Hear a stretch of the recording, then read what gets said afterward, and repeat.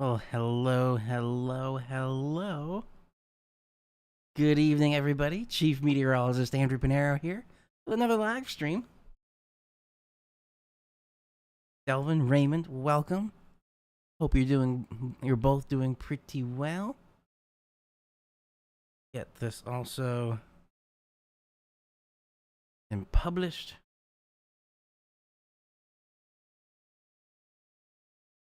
And Raymond, yes, I did see that. I think they tried that once with Windows 10 and then backtracked very quickly. Here's everybody. So this is I call it kind of a down and dirty Canadian sunset because I don't have any cherry juice to give it the more reddish color of the orange and no chipotle chili powder.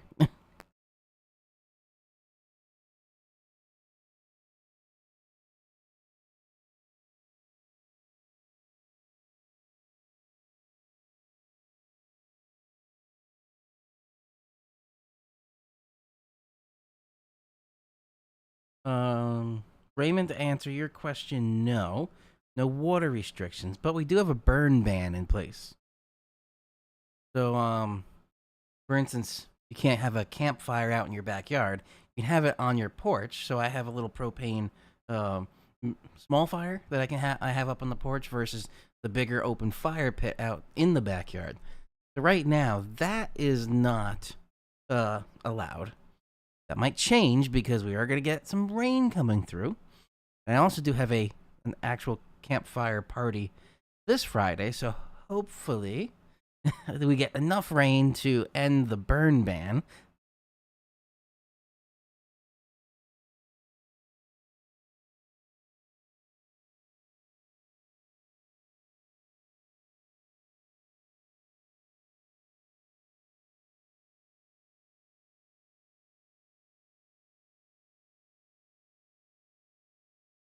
Fishing this.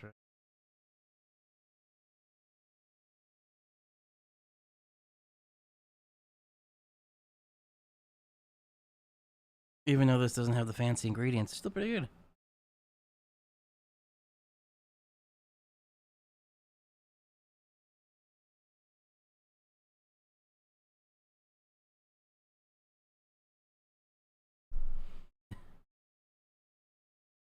X Twitter did.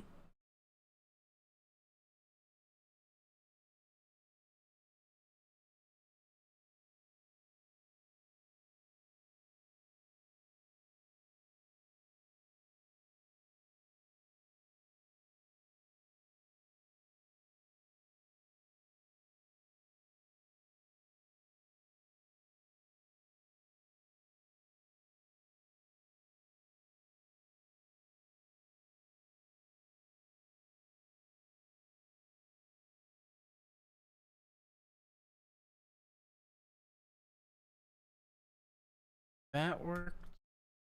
I can go back to Facebook. Screen is just giving me.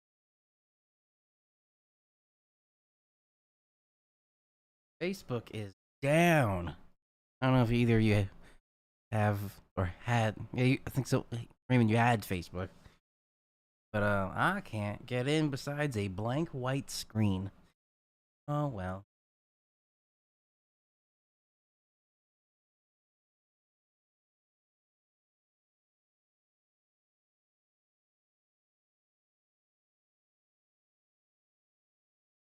And Raymond, yes, I did see that with one of Reed Timmer's videos.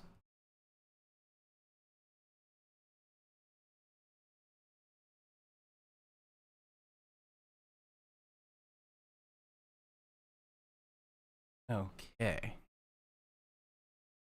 So let's begin. The first thing, not really weather related, but kind of neat sciencey that I learned about. Now, beyond the atmosphere is not really my forte, but there's something very interesting here. There we go. All right. So we have a harvest supermoon. Very interesting combination. I was talking about this with somebody at work yesterday, where I was like, "Yeah, the moon looks so bright, and the color of it—it's the harvest moon." He's like, "No, it's not the harvest moon. It's the supermoon." Like, no, it's a harvest moon, and we looked it up. It's a harvest supermoon. We were both right.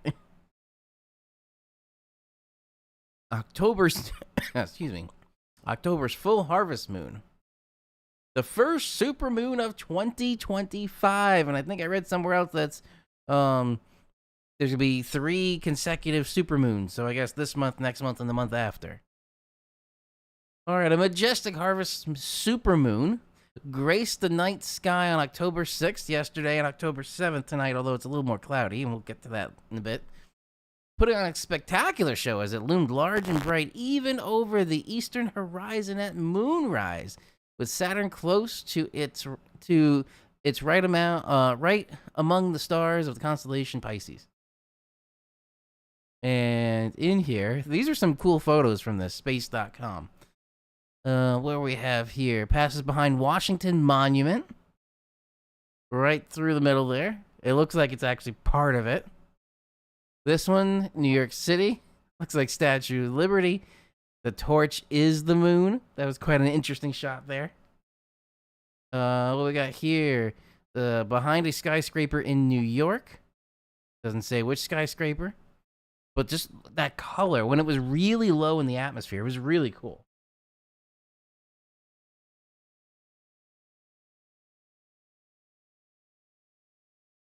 Interesting. Um,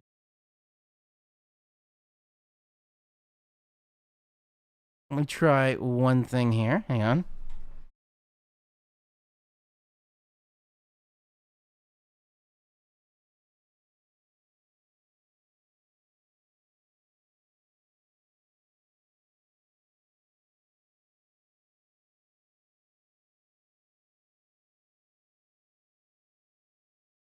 I don't know if it's trying to noise gate anything. And all these connections. I haven't touched any of the setup. Literally, this is my plug and play setup.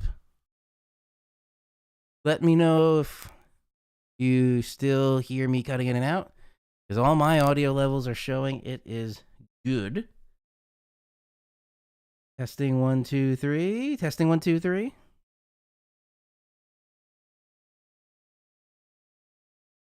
Well, let me know. Anyway, we got another. This was a cool one I saw. Full harvest moon picture in the skies over Nepal. That is a very clear photo. Clearest I've seen. Another one here over Jinwei, China. That orangey color was just really cool when it was low in the sky.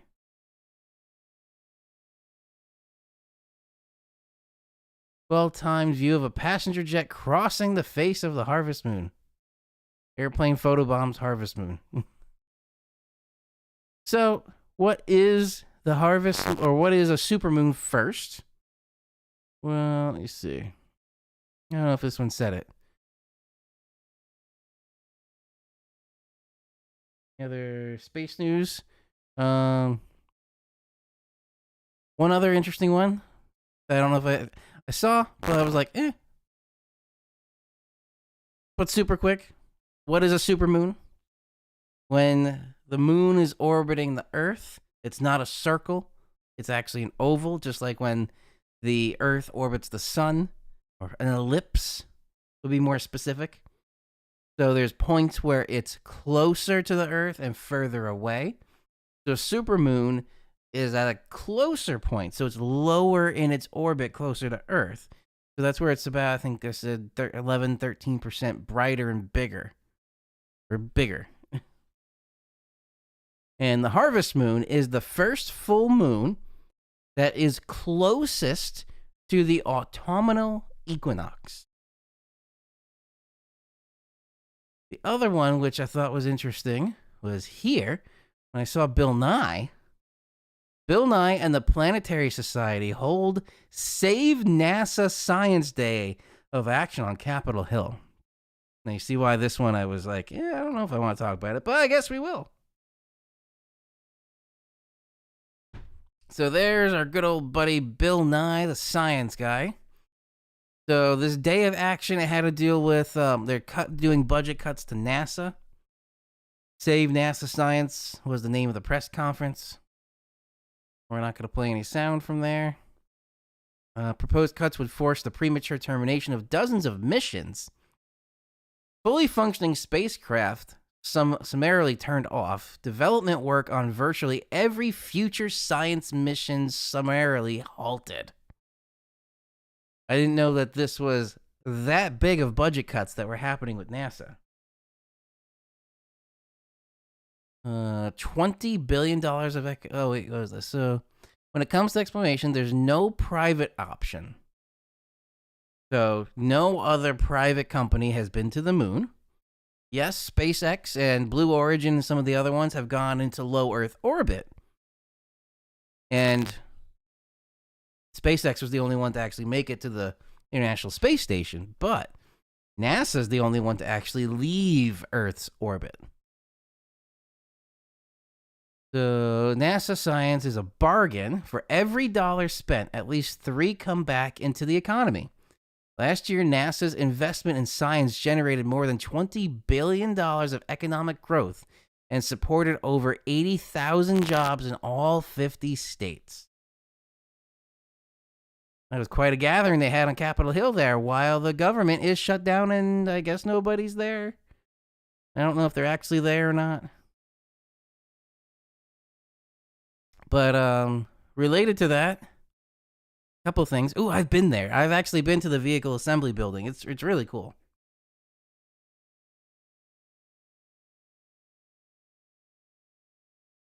When we go into our weather stuff, there was a message here. The National Weather Service. This site will remain updated during the shutdown. Okay, good. Let's go to the radar. Wait, nope, not the radar. This is the radar. Same thing. This site will remain updated. This was the Weather Prediction Center. Will remain updated. But U.S. Drought Monitor. The government is closed. This site will not be updated. However, NOAA websites and social media channels necessary to protect lives and property will be maintained. So they don't determine that the Drought Monitor, which last update was September 30th, so it's not that far out of date, but not being updated. Our good old Canadian one. Where's the Canadian one? There we go. The Canadian one is being updated, at least. Maybe? Oh, no. September 10th, 2025. Okay. Oh, no. Conditions as of August 31st. We ain't got no drought conditions. Woo. Anyway, back to here. Let's just peruse through here. European Mars orbiter spies an interstellar comet. Oh, the Atlas zooming past the red planet. Oh, I did see this. Actually, Neil deGrasse Tyson had a snippet from his podcast on this. So, October 3rd, the European Space Agency's ExoMars Trace Gas Orbiter turns its eye toward the interstellar comet. What was it? 3I Atlas. Pass close to Mars.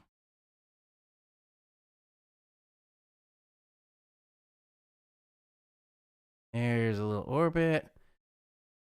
Juice. Is that what this is called? Earth. And we have Mars there. This passed very close to Mars. I guess Juice is the name of the official name of the probe. Jupiter Icy Moons Explorer. That's the acronym, JUICE. Okay. Quite an acronym. Anyway, that was the only other thing I was seeing there. So, and it's Prime Day. Woo! Get your space deals for Prime Day. All right. Now jumping in to some conditions around the area. It's been pretty good past couple days. So cheers to that. The only thing that was coming up here, I saw a little bit over here. If we go out this way, a little more there. This hazardous weather outlook. A much colder high pressure system will drop south over the region Wednesday and last into Friday. The potential exists for widespread frost and freeze conditions.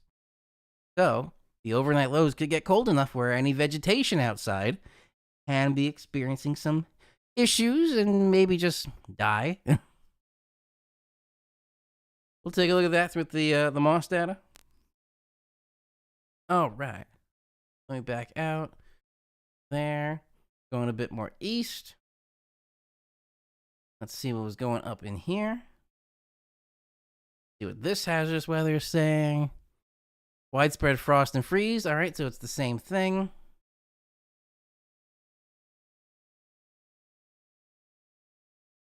All right, Storm Prediction Center. Very interestingly, a lot of the area here is right on the cutoff. Because that's probably a little marine layer effect happening. And this is going to be really with tonight. Now, Raymond, I think you said one of your radar apps cut out. Was it I forgot, it's the other one that you're using. Not Radar Scope. Omega Weather. Omega? Is that it? All right, and out to the tropics now. Tropical storm Jerry. Doesn't look like it's going to be impacting anything here. It does look like it will become a hurricane. We weren't seeing much rain on the radars. I thought you said you couldn't see the radar. Sorry. So hurricane.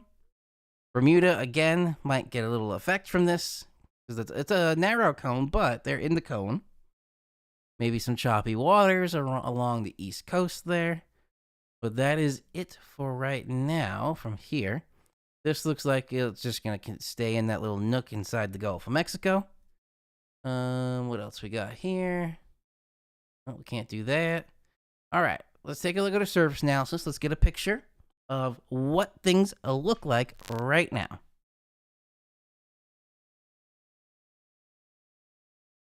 So, high pressure's out here, out into the Atlantic.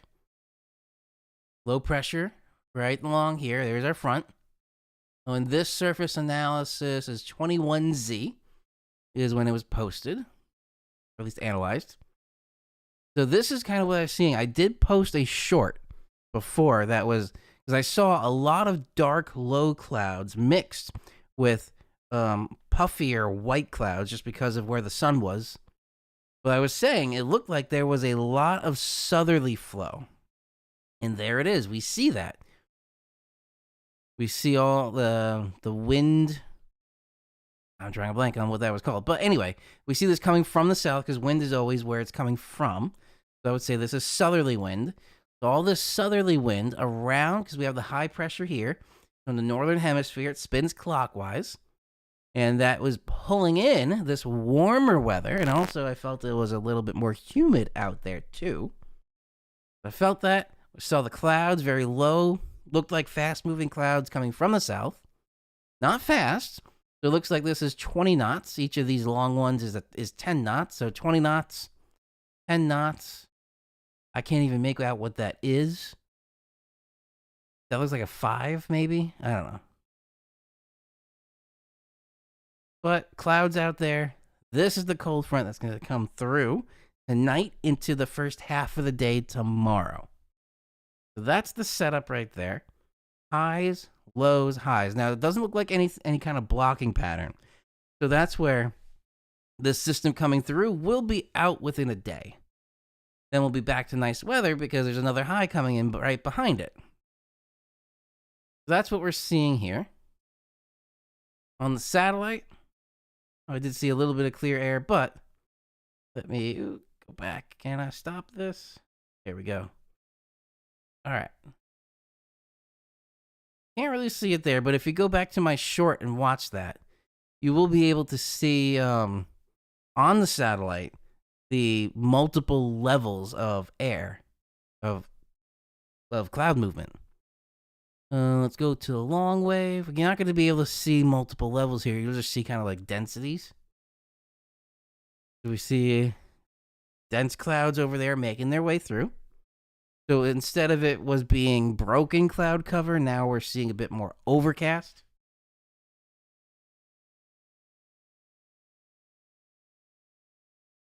Where are we? Let's go back to true color, which is basically color satellite turning into shortwave for night.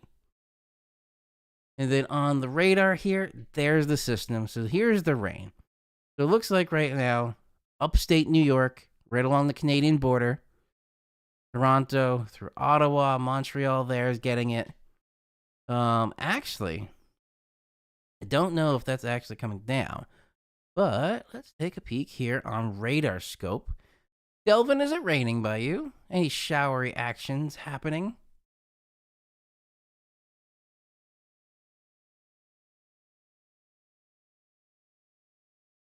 Because it looks like it was a bit north. That might just be ground clutter. I don't know. Let's put this in motion. Yes, that looks like ground clutter. not moving. Very broken as it was hitting here, but that's essentially kind of why the Storm Prediction Center kind of drew the line this way, because this marine layer is really breaking apart the storms. But it looked like there was one arm or band that did make its way through, and it just broke up when it got through that particular area. The Massachusetts really didn't see anything. And it did continue north. Vermont, New Hampshire, and Maine.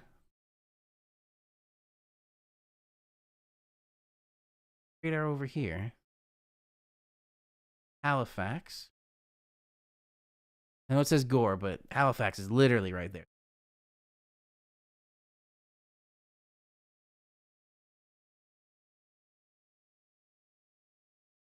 Okay. Let's also, while we're on radar scope, take a peek in here, because that turned into a little bit of a marginal risk. Going into West Virginia there.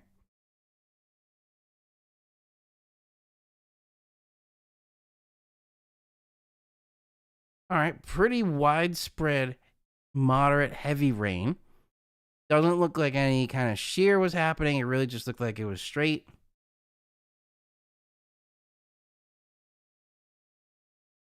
All right, so that system, which is all of this, very disorganized, but it is a little bit on the wider spread side, will be making its way through overnight.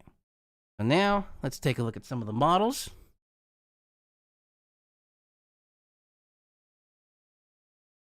Moving over to the good old tropical tidbits here. All right, GFS 18Z run. So this is showing at 0Z, which is literally right now. We are literally at 0Z when this is showing. And it's actually validating fairly well. Look at the picture here. Yes, the models have been hit or miss lately, but this might be a hit. So look at where the radar is right now there, and look at this. I'd say that's validating fairly well, and like right on the money for the timing. Timing looks good. Position looks pretty good. So this system looks like a hit. But yes, I 100% agree with you that they have been really hit or miss. Especially with the Umberto and Imelda duo. Because one of the forecast models, I remember it spun up a third non-existent tropical system. And then Imelda and Umberto made their way out. This third mysterious system made its way up the East Coast. It was back a couple of streams ago.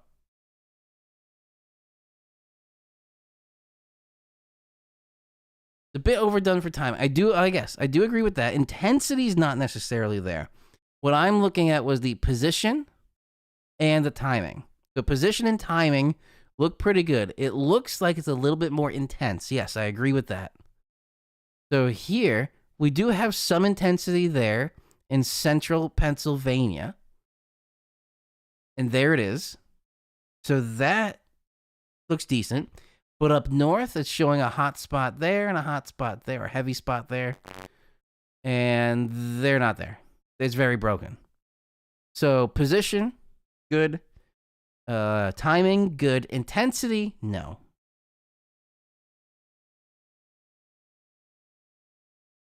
So can't give them 100%. They never get 100% accuracy. But hey, 66% of the way there. I'll give it that.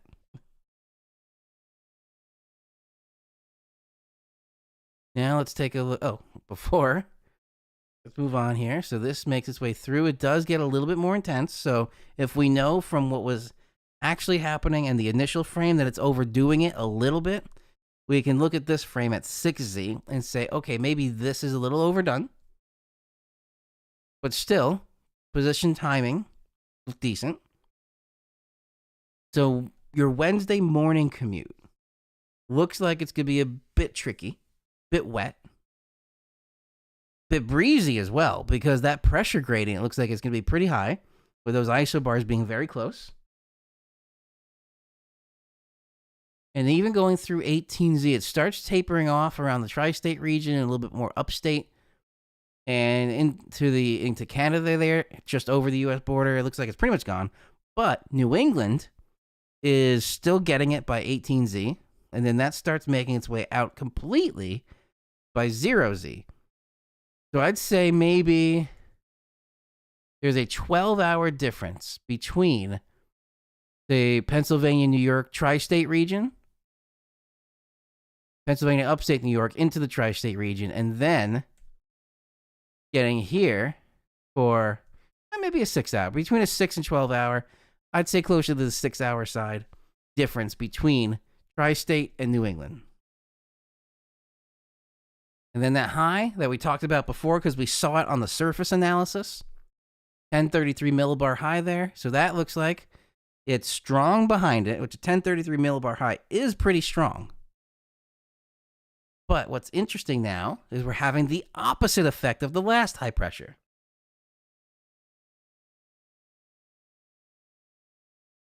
So here again, clockwise rotation in the northern hemisphere. There we go. We're spinning. And then we're pulling down cold air from Canada. Although colder, cooler. Because Delvin, I did see your comment in the beginning that Ottawa was much warmer than it should be. But we can definitely see we have cold air advection here. There's our 540 line. It's pretty close. It's not over us yet. But if you look at where the intersection is, right there with the isobar, it's not a 90 degree. So it's not the strong advection, but it's not weak either. I would say that's moderate advection. And in here, this is almost 90 degrees right there. 90 degree perpendicular between the isotacts, I think they're called, and then the isobar. So the thickness line and the isobar. If that's 90 degrees, that is your strongest form of advection.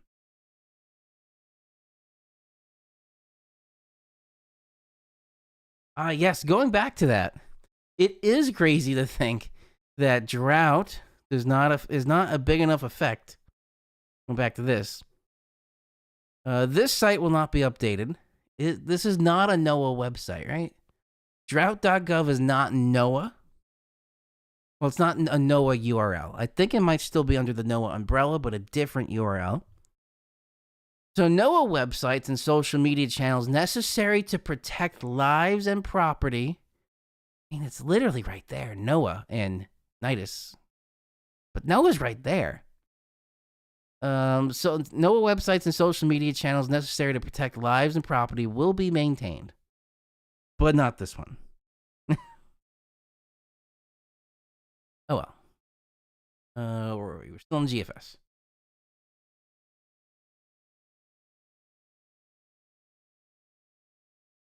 Yes, wildfire and water restrictions beg to differ, and the burn ban that I'm in. Okay, so advection, strong right there, almost 90 degrees. Not as strong up here, but we're definitely seeing that cold air advection coming in around the front side of the high. Switching over, before, this is really the biggest thing we were talking about from this system. Then, once that makes its way through, nothing too much to talk about. High comes over, fairly calm weather. Might be a little bit cooler, but then there's Jerry. Hi, Jerry. What is this? It looks like it just forms, but it just forms, and then it organizes. Now we start having a center of circulation. And then it spins up. Oh my God, look at that. Look at this. What is that? If this validates, by definition, this is a nor'easter. And this is 0Z Sunday. So Saturday night into Sunday. And then there's a 0Z Monday. So this would be a long system. 18Z Monday. And then it's pretty much, the low is still there, but it really just peters out right over the area. But I'd say really through 0Z Tuesday. So Monday at 8 p.m. Because we're not in standard time just yet. Also, how's the audio? Is the audio any better? I did make one change, which was I turned off my air conditioner. If it is better now, my theory was the noise gate settings I have for the mic and the software were picking up the air conditioner, and it was trying to cut the noise.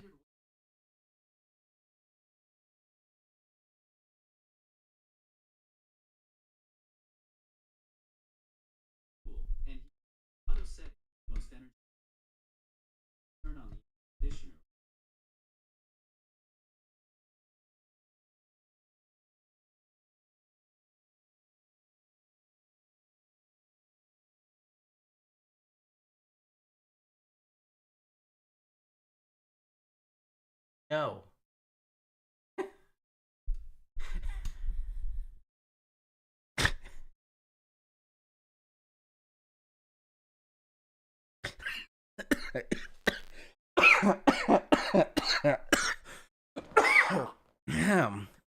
That was funny. Wow. Okay. My HomePod just started going, and Siri lady, just started going off of the definition of an air conditioner and how an air conditioner works. Scared me a little. Just a random voice that just appeared out of nowhere. I'm glad it was captured on stream, and I record all these as a local copy too. Okay. After a brief interruption,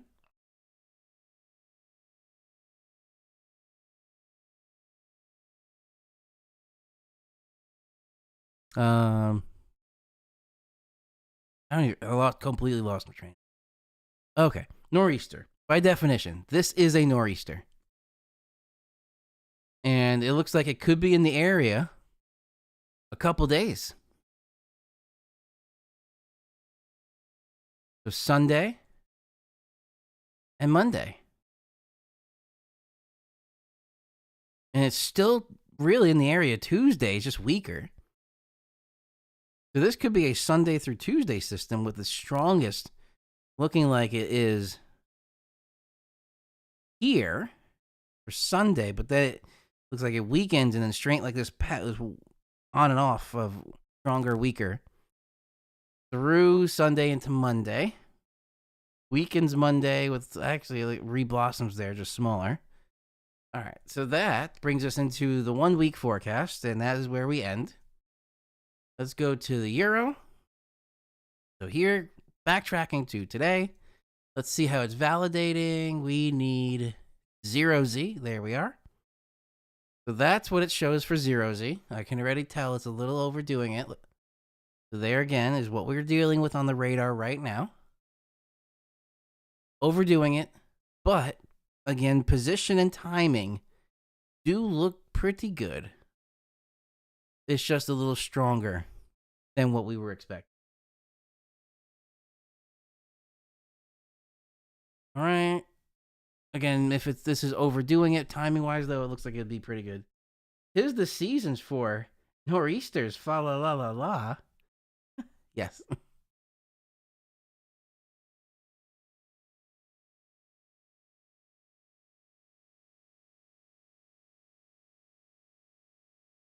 Oh, I thought I heard rain tapping outside. No, that's the upstairs air conditioner dripping into the bucket that we have outside that's just outside the window here. Anyway, back to here. So that looks like Wednesday morning is going to be a rainy, potentially tough commute.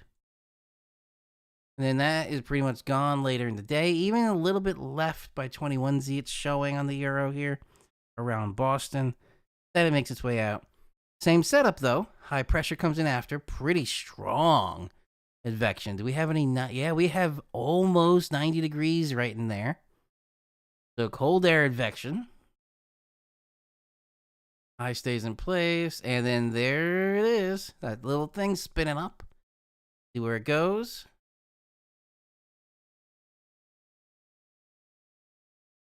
Very interesting. It looks like it hits a wall, which is kind of what a high pressure is. It's a wall of pressure, air pressure. So it hits, it looks like it's going to do the same thing the GFS was doing. Then it just hits this wall. So about the same timing, too. That's 15Z Sunday. And then it just stalls. And then doesn't advance. And kind of just spins in place through Tuesday. And wow, that lasts from overnight Saturday to Thursday afternoon. That's how long this system exists for.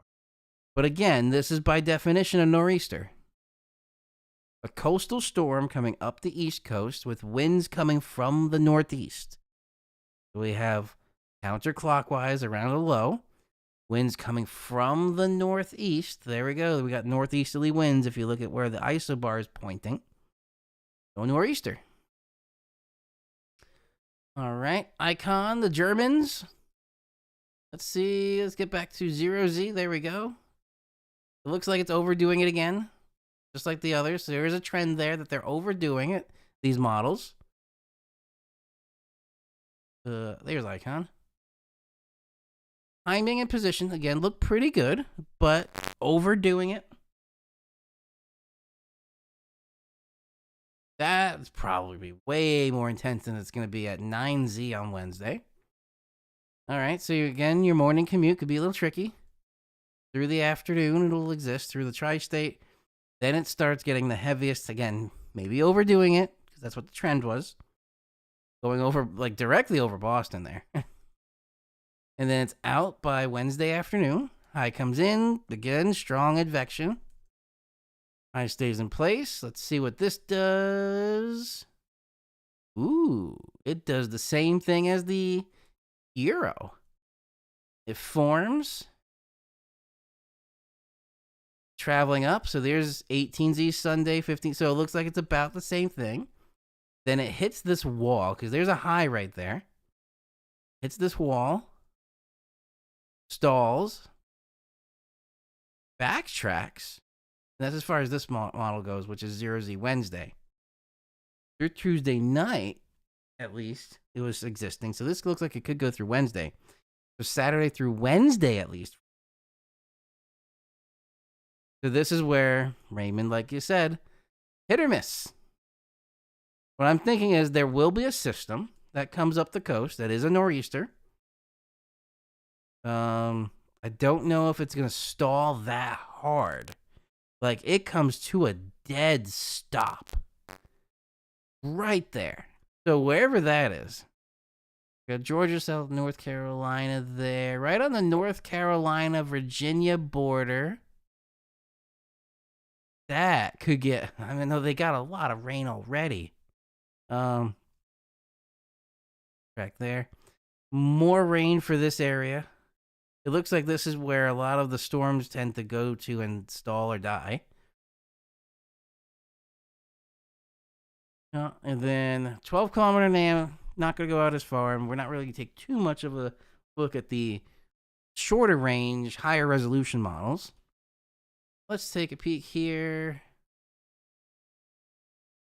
We are on... Oh, I didn't refresh this one. Go to the 7th, not the 5th. Here we go. All right, so let's go to 0Z. Go, so that is the picture there. Again, as reference. There's the picture now. Overdoing it again. Following that trend at least. And now this is simulated radar. This is an hourly precipitation rate. Surface reflectivity. So this should look very similar to this. And it's overdoing it. All right. Well, it still at least looks like in the morning, Wednesday, very tricky. And if that's overdone, tone it down a bit, but still, it'll be a wet morning, a little bit treacherous, maybe commuting, give yourself extra time. And then by the afternoon, it's like right over Boston there. Makes its way out, and then there's the high. We don't see any thickness lines on here. We just see the isobars. But I would assume, just based on position, these isobars are pretty much straight north and to south. So cold air advection there. And that's as far as we see with this system. All right.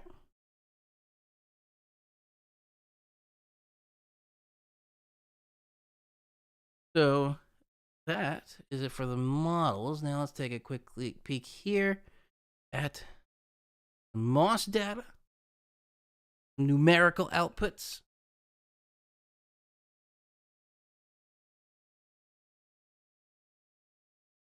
And here we're seeing our temperatures, starting with Newark, Wednesday, 73, 64, 62, 67, 63. 66 is average, so still a little bit on the warm side for tomorrow.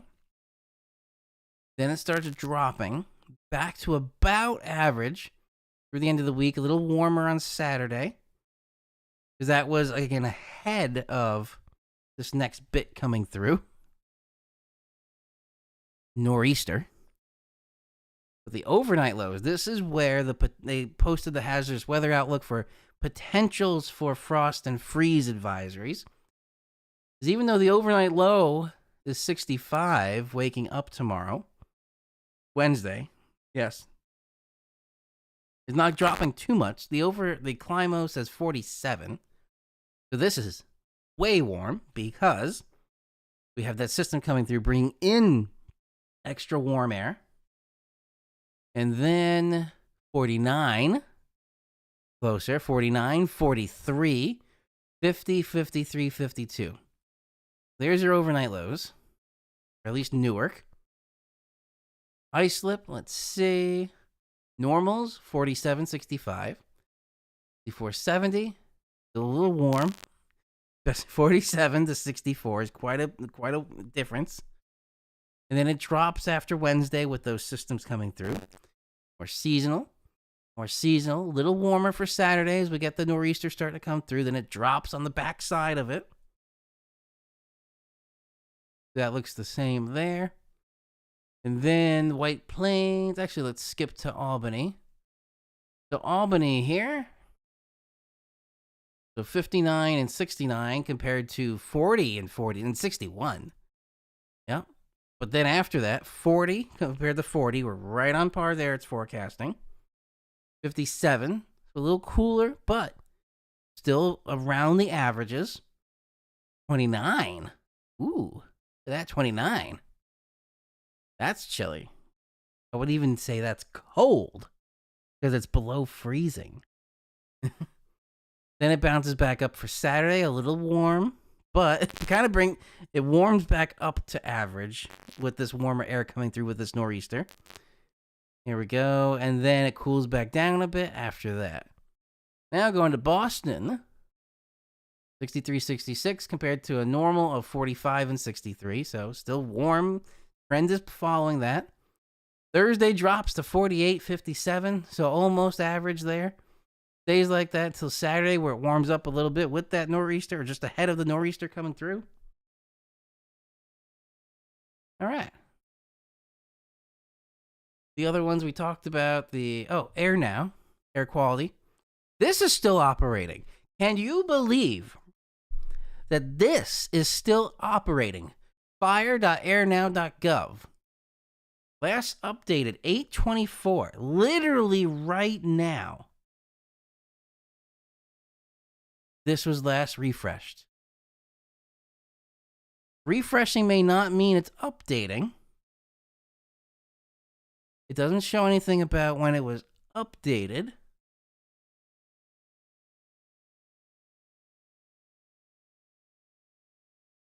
But if this is operating, while the drought monitor is shut down. That's just very weird. And that right now, but that was very weird. All right.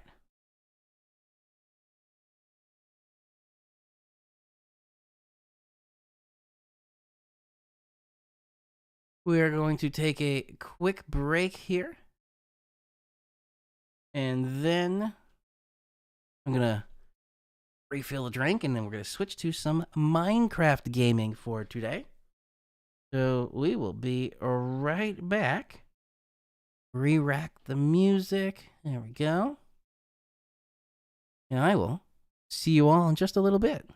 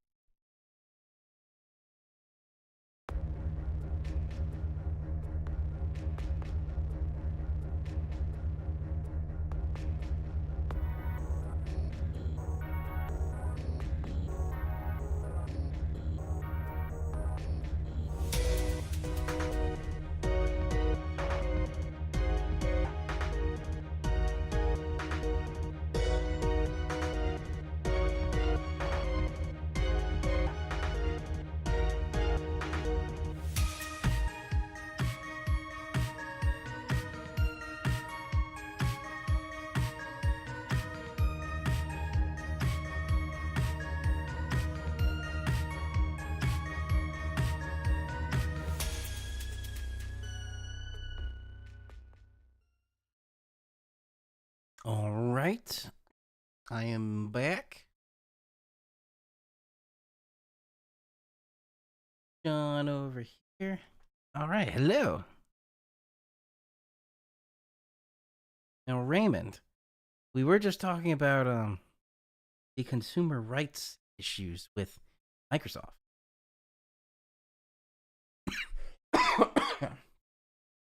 Minecraft is owned by Microsoft. And when I opened Minecraft just now, it asked to do an update. I was like, okay, cool. That's quick. It was like 40 megabytes. Sure. Downloaded it, did it, installed it. Then, because I'm using a Mac, on the Mac, it's very secure. So whenever an app tries to get something that's beyond itself, always has to ask permission. For instance, I'm using OBS as the app, so to do this stream. So when I'm screen recording my main monitor, it has to get permission to access screen recording, which is a feature of macOS. Or for the mic that I'm using here, it has to ask for permission to access the mic because it's outside of its normal self. I'm bringing that up because now, after the update, Minecraft reloaded, and then a window came up, and it asked for permission to access other devices on the local network, to access them. What? Why would Minecraft need to access other devices on my local network?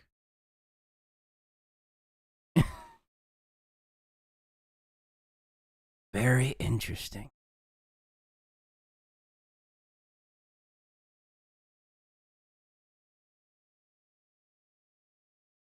All right, bringing up Minecraft now that I denied that, which is also a lesson. Read the prompts, people. Don't just hit allow, allow, allow. I just want my thing. Just allow, allow, allow, allow. Read. I did not want Minecraft accessing anything else on my network. So I hit don't allow. And there goes a train. Did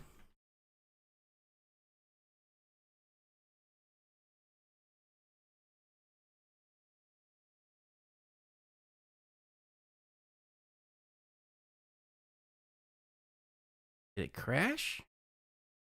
Oh, no, it was just reloading? Oh, there we go. It didn't like I didn't give it permission. Oh.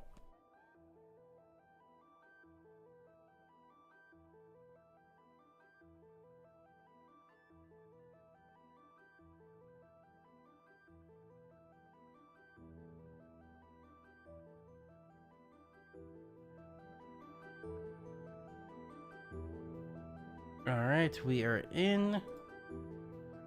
Go. Minecraft time.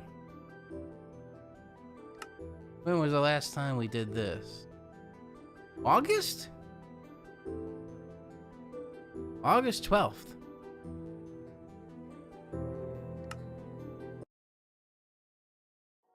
Is that a cat?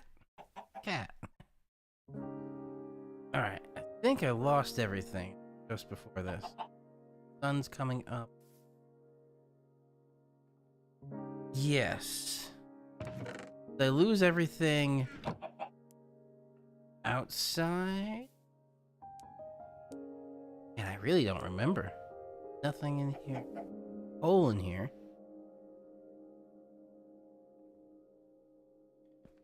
I don't have a sword.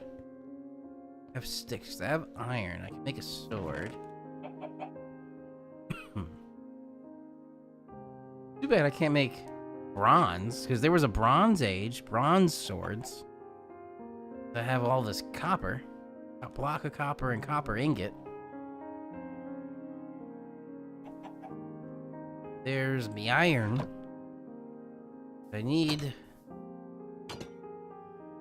wood for it.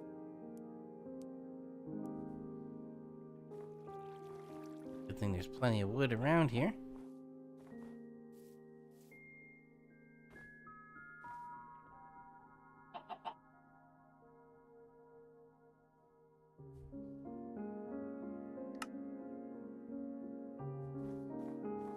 Thought that squid was stuck.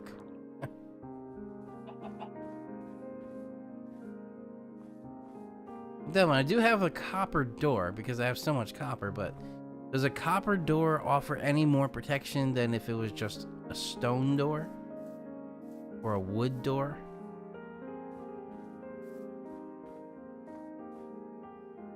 Down.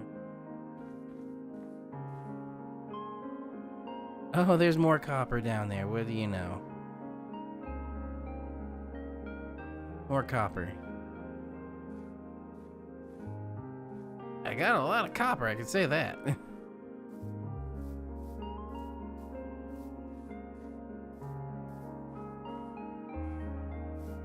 Stay away from that thing. Skeleton over there. We'll just harvest a tree over here. There, you look good right here.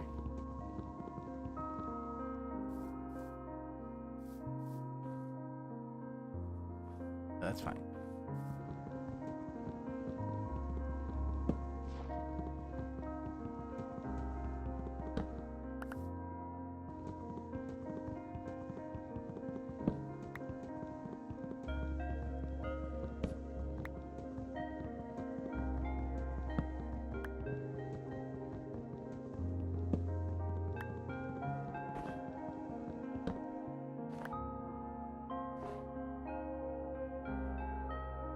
Thought I heard something around in the snow here.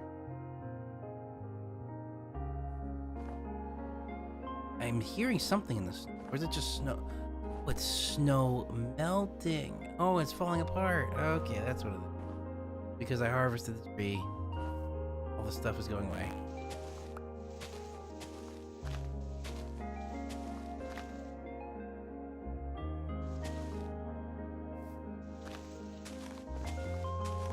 Seeds come down.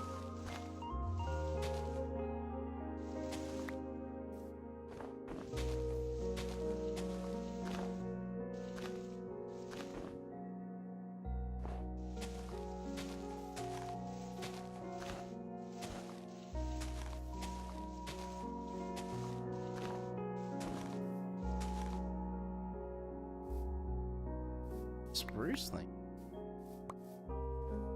Plant some more.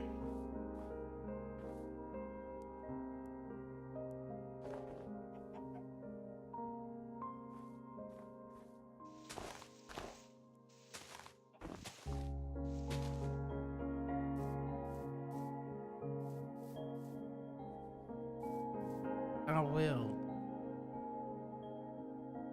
Right back where it was.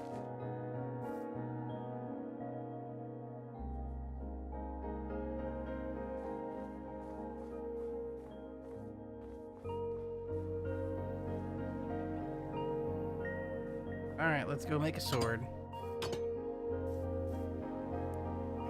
Gonna need some sticks first. Shield.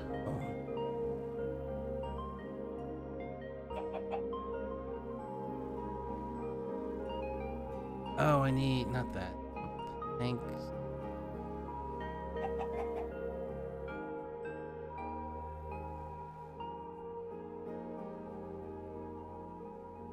Planks out of there, and now we can make sticks.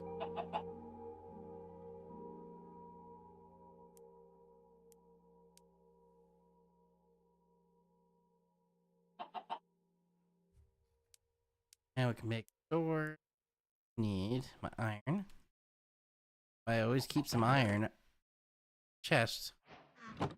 New recipes avail are unlocked. Yep. We're gonna make an iron sword. Go.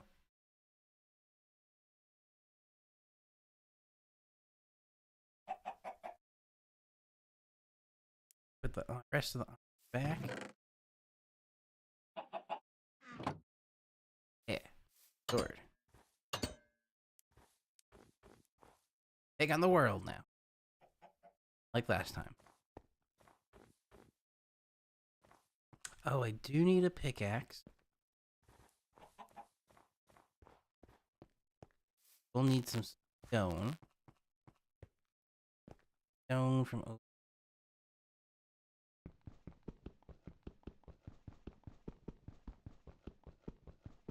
Wooden pick. Nope. There's wooden pickaxe is.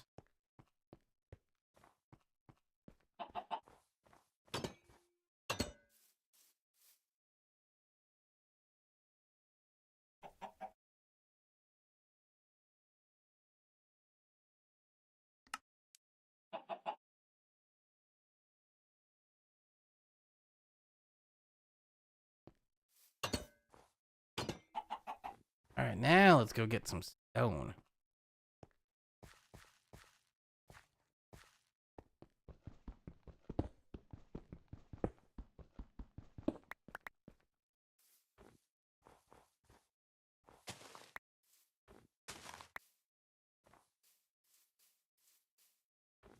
Something up here doing.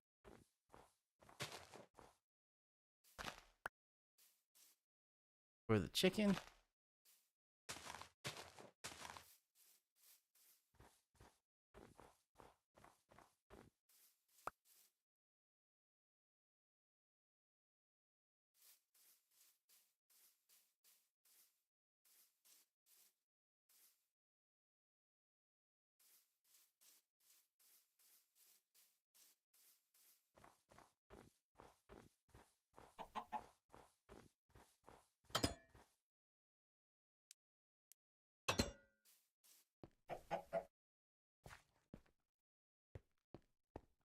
Stone. Now we can make stone pickaxe.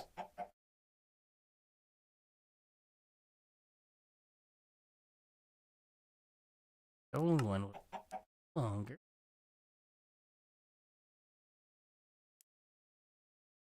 Keep the wooden one at least. Huh?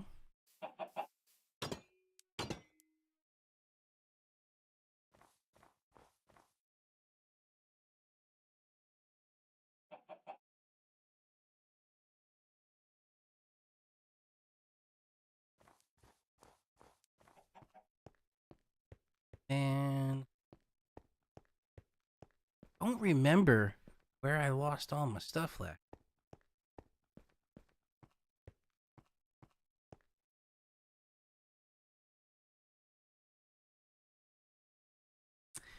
What? I should probably. I think I lost all my fish too.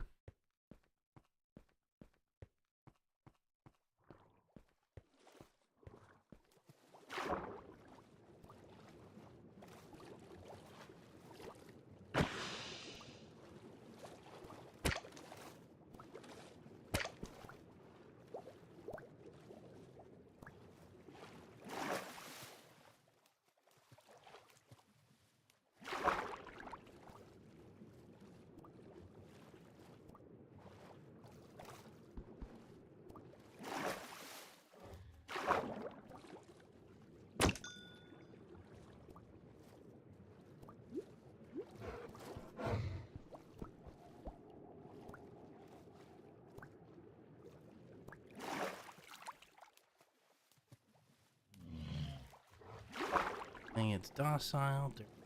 Okay. So agitated. Wow. Love?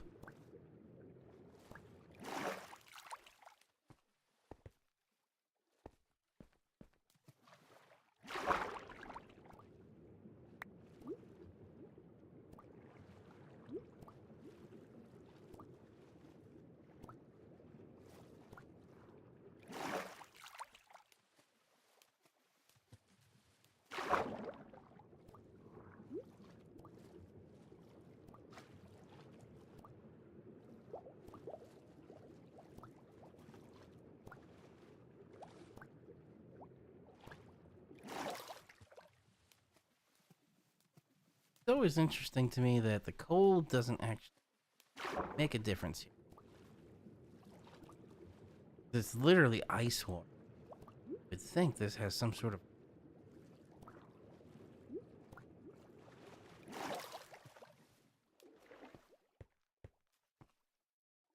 Wait, do I only have one fish? Let's go.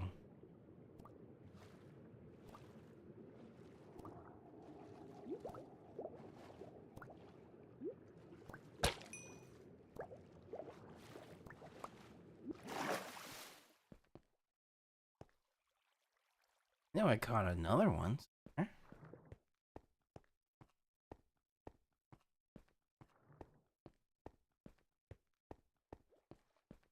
Oh, too far.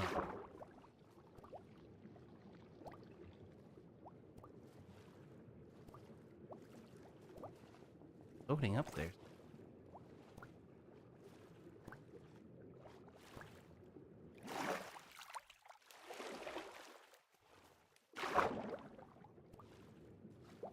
Now it's all.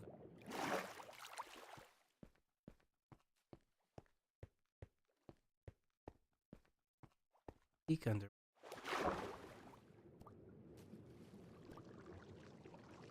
Close. I have a couple at least. Safety. My cozy little hobbit hole.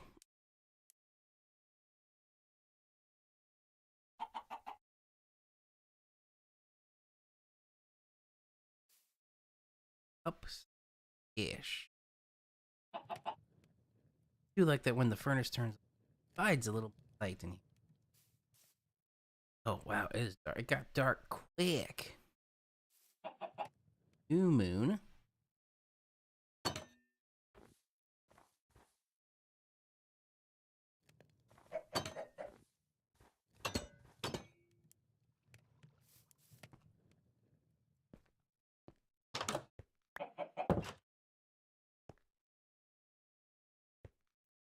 So there.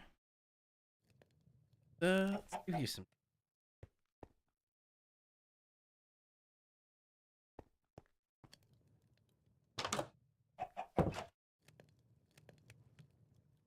Furnace crackling away.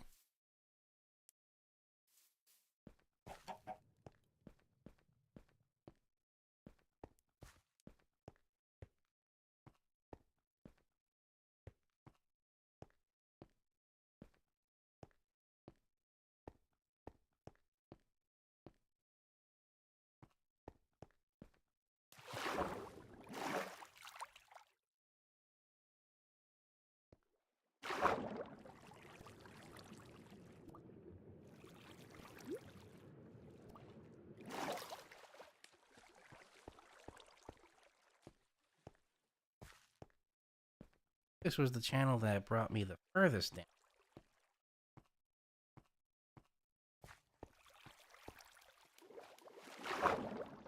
Oh, down there. Oh, this was. That.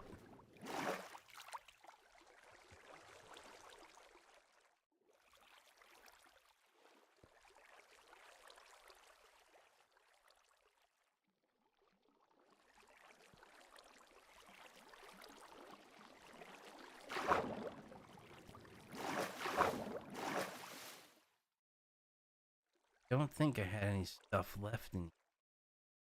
I think there was very clearly an opening over here somewhere.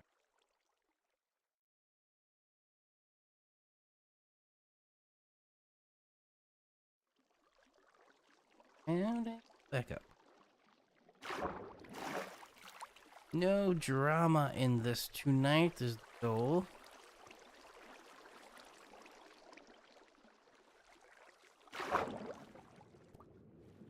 Yeah.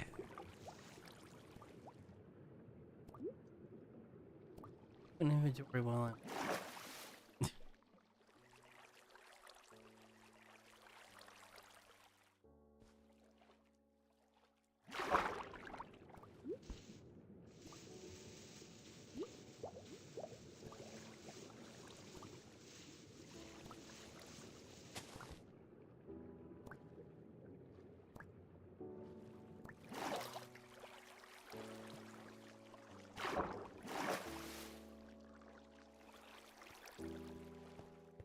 Go back up.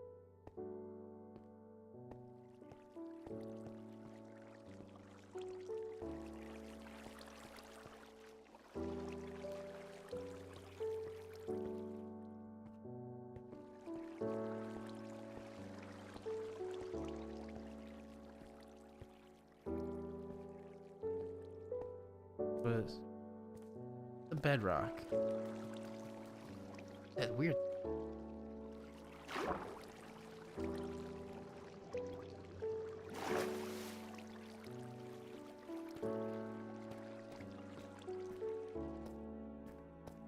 Wow, I went pretty far down.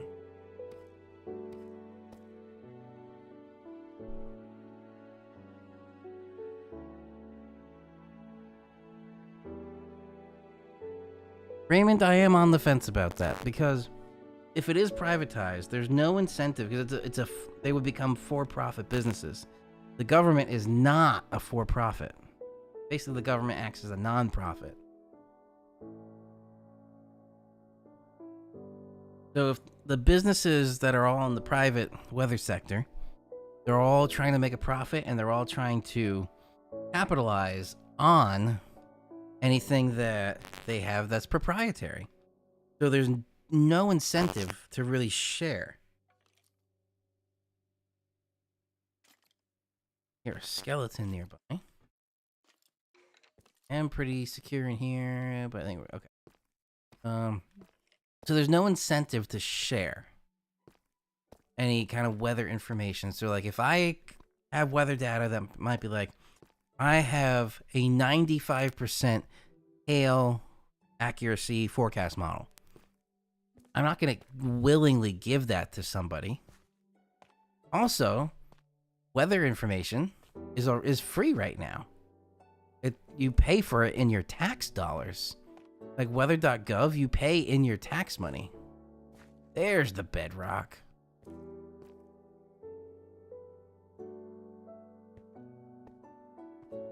So imagine you go to the weather app, whether you have an iPhone or an Android or whatever it is. The weather app on whatever phone you have gets that data from the National Weather Service. And imagine if you had to pay a subscription to get weather data. Then you're literally putting a price on life. It's like if the National Weather Service all of a sudden decided, we're going to charge you $100 a month to be able to get emergency notifications such as a tornado warning, would you pay $100 a month? Some people would say yes, life is worth it. Some people would say no, that's outrageous. But I think that's the kind of thing that can happen if, or at least I would fear, if we try and privatize the weather system.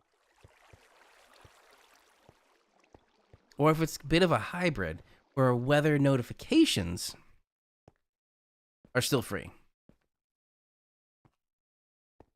But research, I'm okay with that being privatized and not being shared if the business deems that it wants to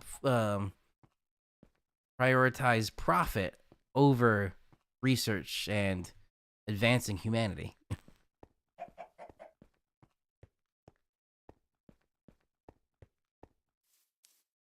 Sun's almost up there, but not up yet. Still don't have a bed. I'd like to put a bed in one of these two bedrooms over here. Actually, you know what? A door would be too.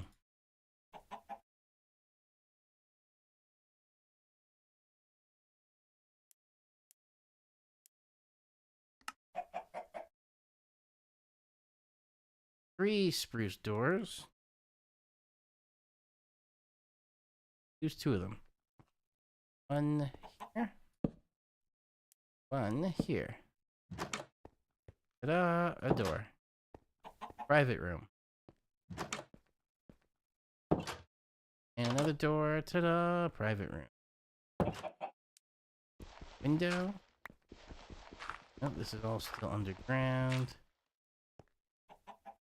Fill that in.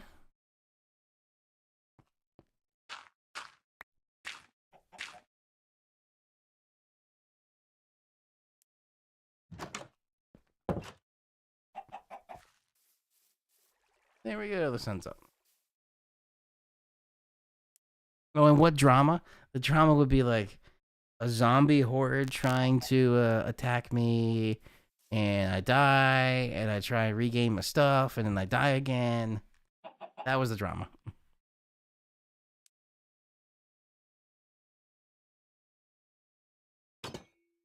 Alright, let's head out now that the sun's up again.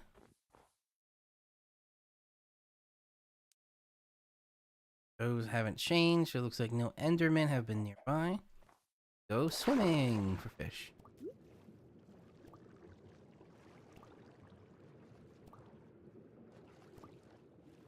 There's probably a spell that can be extend time underwater. But is there anything that can extend time underwater without a spell? No. Ooh, they're all here.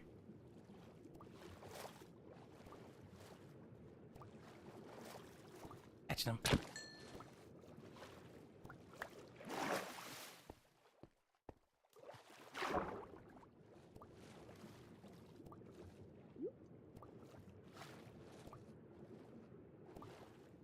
Went deep.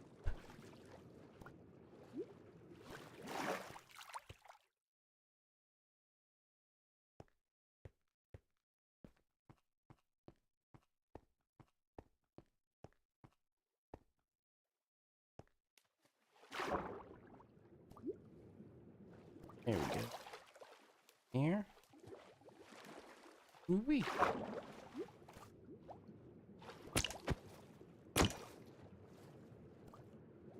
Oops.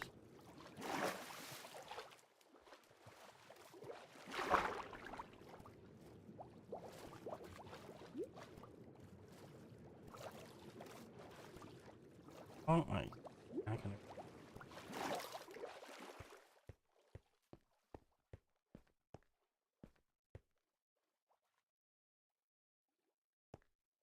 Honestly, I don't think weather would be dead. Because essentially this is privatized weather. So I'm giving you my forecast from my own private company, which is Weather Chaser Consulting. Out of my own pocket for this. Even though, yeah, my own free time. But if I was actually doing this on company time, I would be using company dollars for this.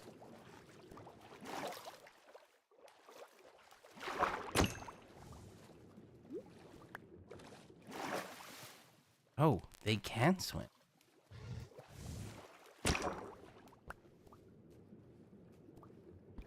Oh, it's trapped in there?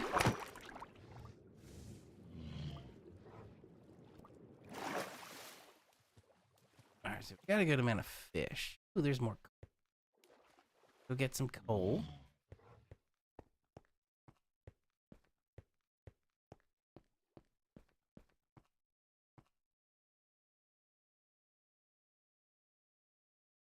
Yes, we would. I hope that the privatizing weather thing is just the US. And then other countries don't get that, like the European market or the Japanese market.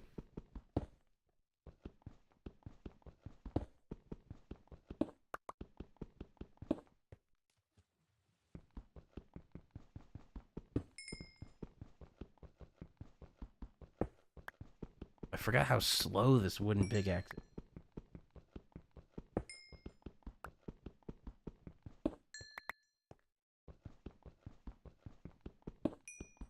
Quickest way to gain XP in this game is mining coal.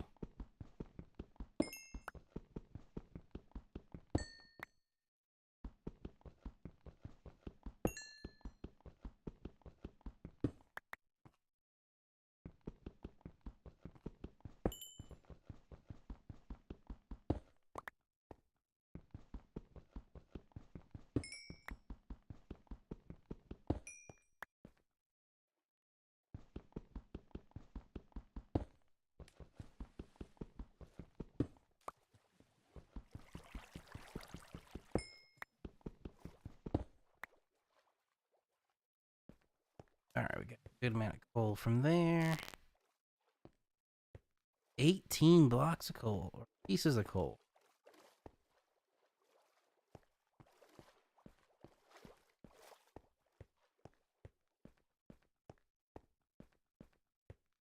It's so weird how the weather biome purple thing is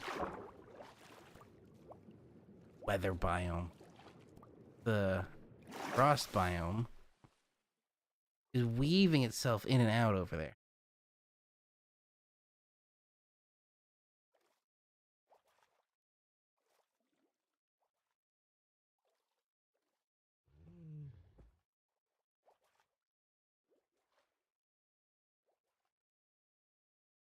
So Delvin, I definitely agree with maybe Australia should produce one too. The more the merrier. Your polar bear around. I literally don't see it. Oh, there it is. Ooh, I left the coal open over there and there's some more salmon.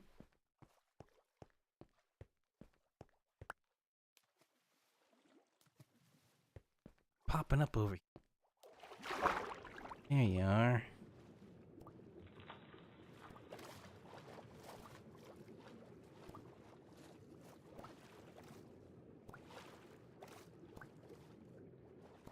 Those. I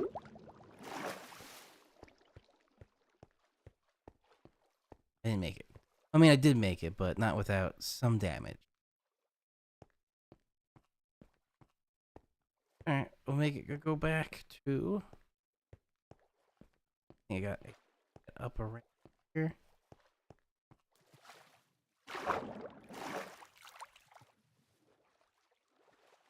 More magma blocks. More coal over here, too.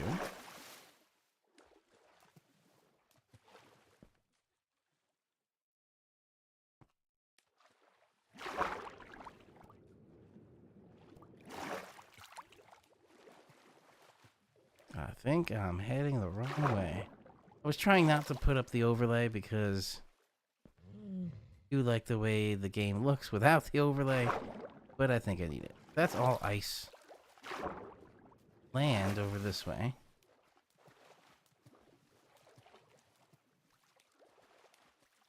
I heard of the Bureau of Meteorology before. It does sound familiar. I might have learned about it in college. I think I'm on the right way. A lot of polar bears.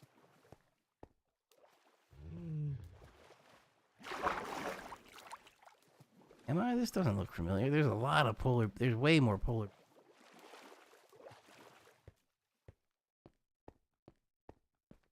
Alright. I still have time to at least get up to the top of this mountain over.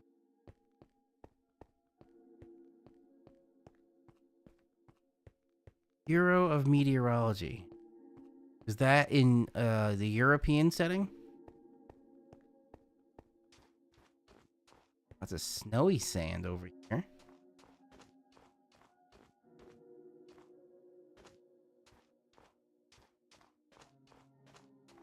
Those look weird.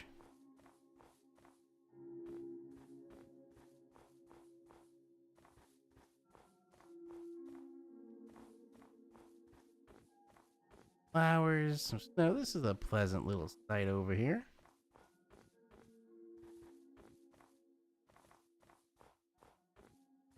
Gotta keep an eye on the time. Ooh, running out of time. We'll scale this little hill.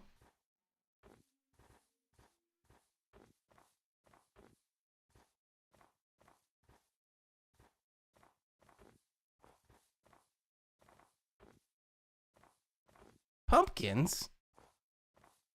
Take some pumpkins.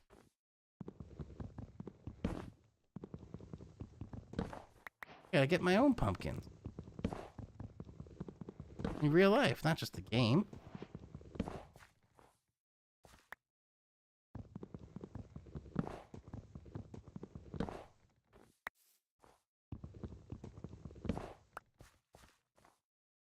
Meg's pumpkin patch not produced any pumpkins yet. We'll see if it actually does at one point. Not scale this, although it is getting dark. After I scale this, head back. Ah, top of the mountain. Look at that.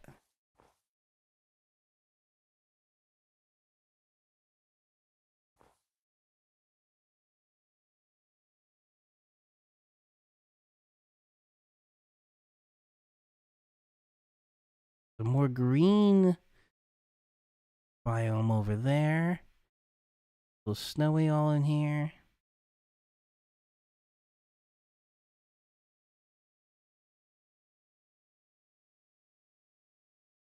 Put the overlay back up. Now we got a hightail.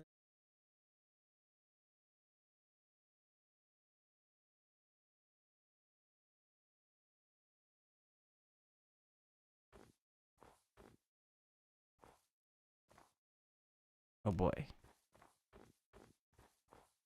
This way.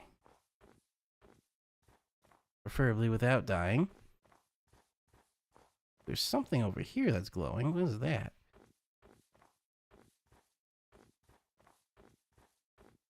I gotta get to negative 26 for the X, and we're at 350. We went quite a ways.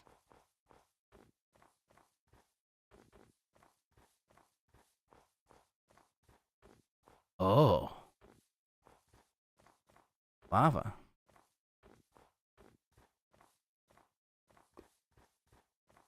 Alright, at least we know there's a lava pool around. All those polar bear will be hostile. Right. Right by them. Oh, there's no time. Let's get to shelter.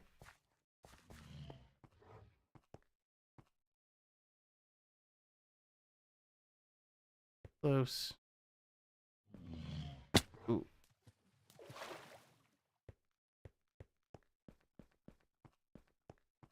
Follow. Not.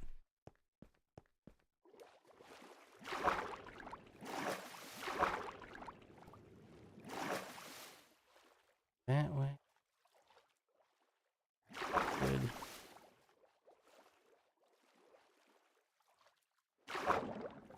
I don't think they dive underwater, so we'll stay underwater for a little bit.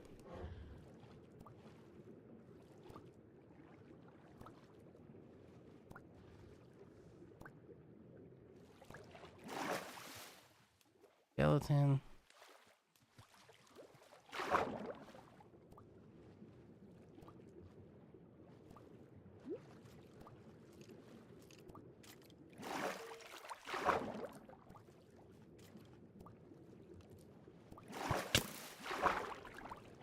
Wow, holy crap, that had good aim. Oh no. What the heck? How's it getting me?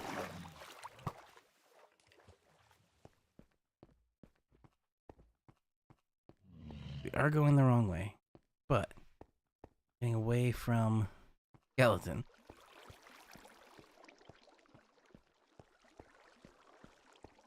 Raw fish I don't want to eat.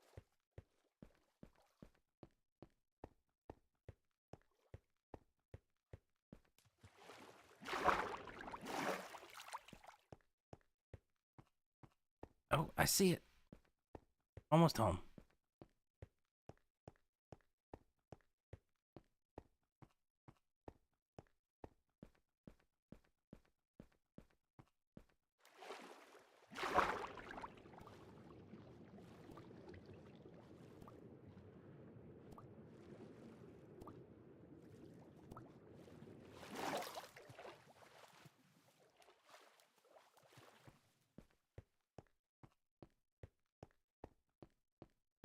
You know, they always say you die or get in a car crash within 2 miles of your house is the majority. Okay, they always say that. Almost there. And I made it. Whew. Okay. There was a little bit of drama. Take the cooked salmon out, put the raw salmon back. And we are going to eat some cooked salmon.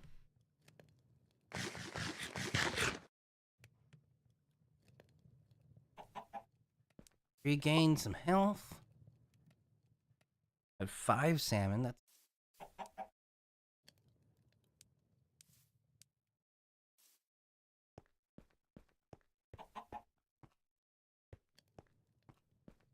here in the little cozy foyer living area.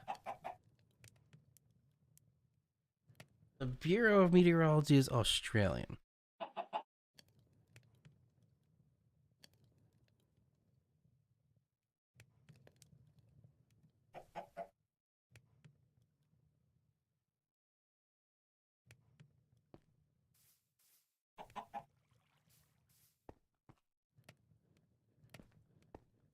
Chicken.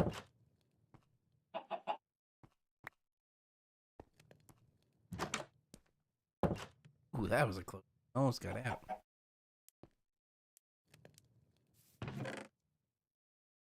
Eggs. Diamond. What? No more than 16 eggs? Lead. Lead. I was like, that doesn't look like lead. Can make the diamond pickaxe. Pumpkin? What can I make with pumpkin?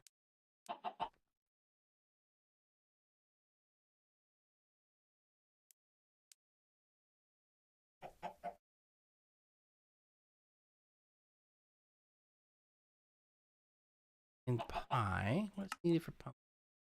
Sugar. Brown egg. Oh, blue egg. Any egg. So, I have an egg. I have pumpkin. Sugar. I don't think I have any sugar cane around here. I do. We can make some sugar.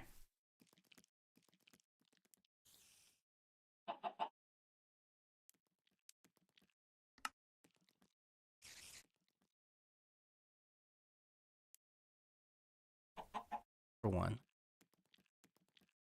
Leave 2 sugar cane. Plant those. Grows.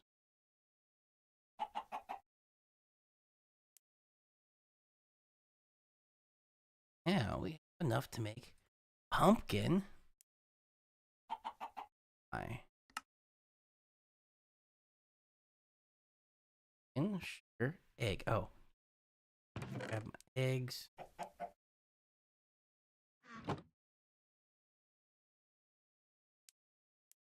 Pumpkin pie. Yeah. I don't know if it provides any more health benefits in the salmon. I have sugar, so we'll put all that back. Keep that. Door I don't need.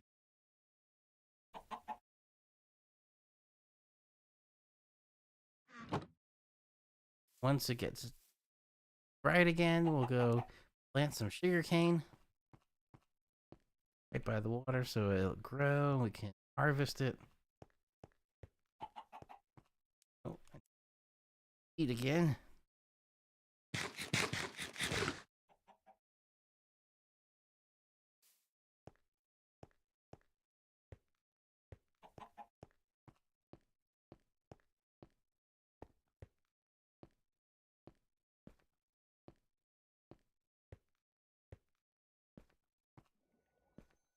We'll end very shortly. You know,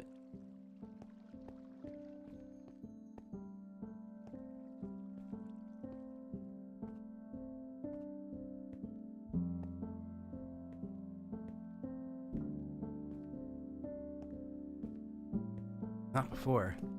The affiliate spot.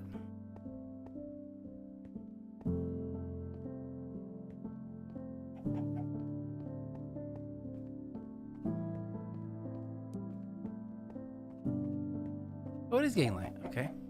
We'll wait a few more minutes. Light. Minute.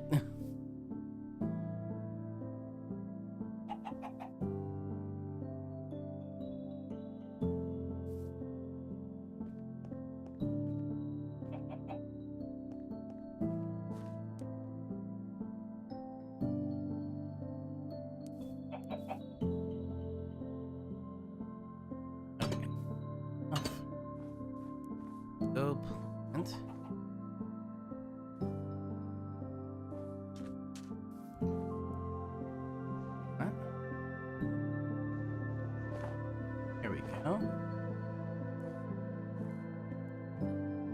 get some sugar cane.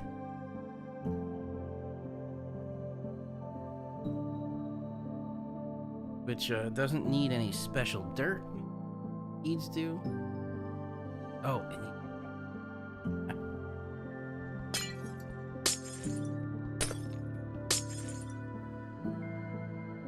go. 2 sides water. We need 2 more sides. There we go. Now let's plant some.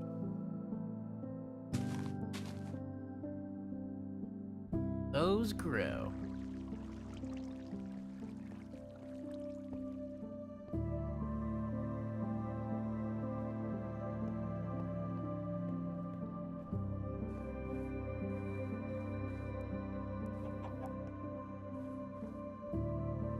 What's your sling doing? Still there.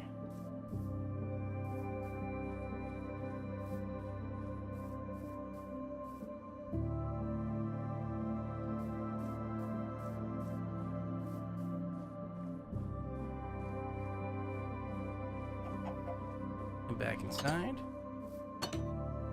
And we will call this.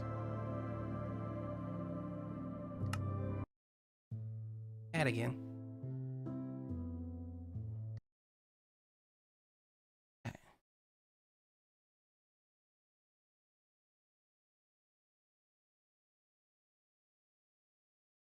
Oh no, my camera's died. Hang on.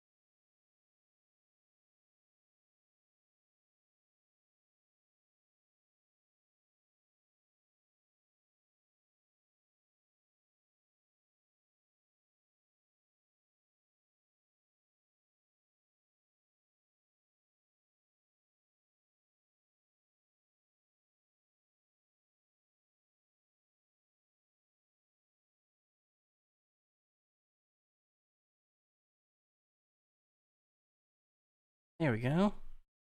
Now I'm back. And the camera works again. Ooh.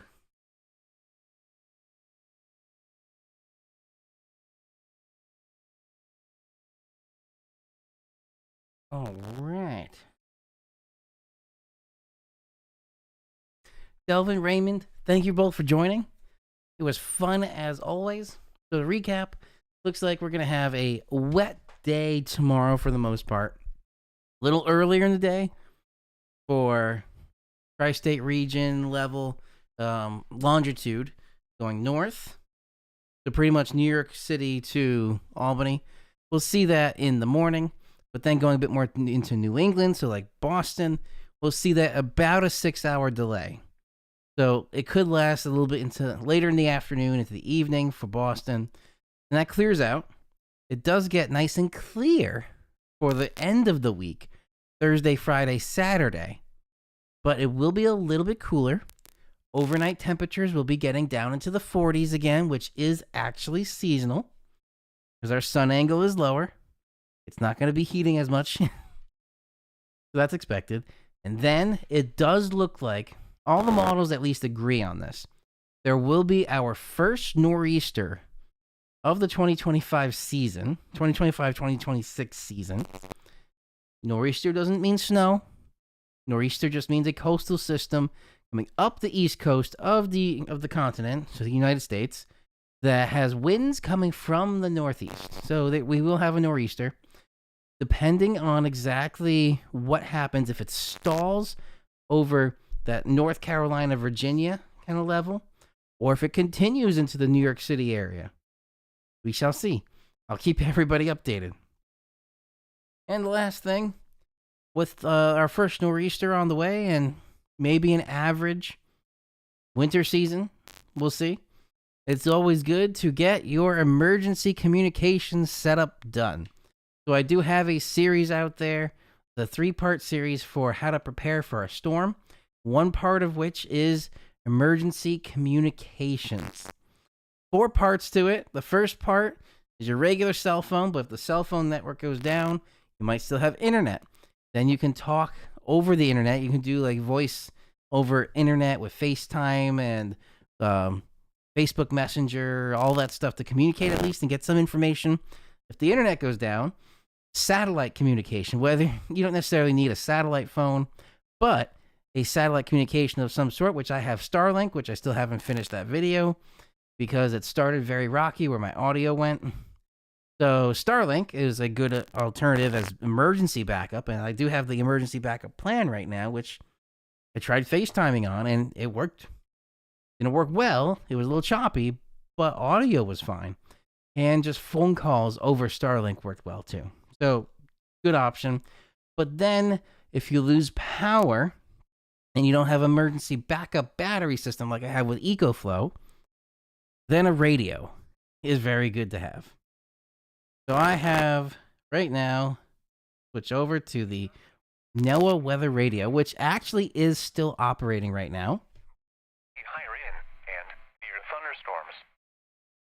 Here is the tide information. It even said thunderstorms are possible. 40 p.m. Tuesday and 9:02 a.m. Wednesday. Low tide is at 2:48 p.m. So it's talking about tides right now, but this is good to have because if you go from bettersaferadio.com, Mark over there pre-programs all these radios with the NOAA weather radio frequencies. This particular one is a ham radio. I don't have a ham license, but in an emergency situation, you do not need a ham license to actually transmit on this. So that's fine for this. I probably will eventually get a ham license because it'll be neat. I have a GMRS license, so I can tune to GMRS frequencies and use that. But head to bettersaferadio.com. Emergency communication radio doesn't have to be a ham radio. It could be any cheaper radio too. And he'll hook you up with the NOAA weather radios. All right, so that's be a wrap. Thank you both for watching. If you're new to the channel and you're watching this either now or after the fact, hit that subscribe button below and hit the little bell icon right next to that so you get notified when I go live like this or I upload some videos. And I will be uploading some videos through the week, keeping you updated as the weather for tomorrow happens. And then this, what looks like a nor'easter coming over later into the weekend into Monday. So Sunday into Monday, it really looks like for the Northeast. All right, everybody. This is Chief Meteorologist Andrew Panaro. Stay safe out there, and I'll see you all in the next video.